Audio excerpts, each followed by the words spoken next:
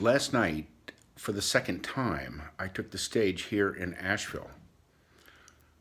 I stood on the small stage in a small club down on the block, Eagle Market Streets, place I used to work in the YMI building. This time I wrote about the two subjects that I would reference during my time with those who came. And I would like to read what I wrote to you. And here's what I said. The first subject was on death and dying. And I wrote, I'd like to jump into the deep end around death and dying. There are those of us all over the world who face death spiritually, emotionally, physically, and even on a psychic level, 24 hours a day, 7 days a week, until wherever we are in death and dying, we are either taken out of the body or we are moved forward into an altered state of health.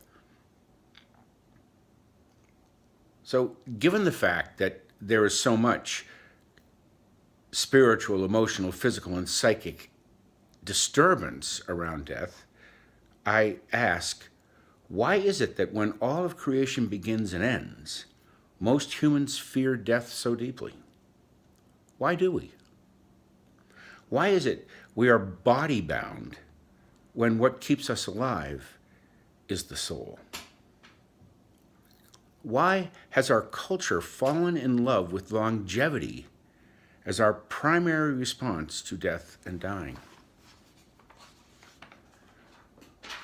Why do we worship at the altar of the passing show when we know the body cannot survive?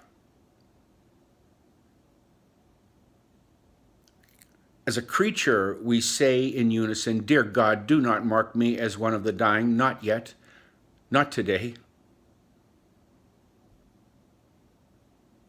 And having said that much, I then turned to talking about how it was for me when I was called to witness and care for the dying.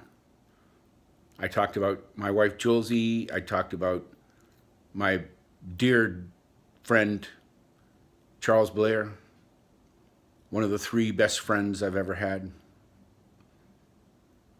I talked about existential grief and the smoothness of a dying that takes place so easily.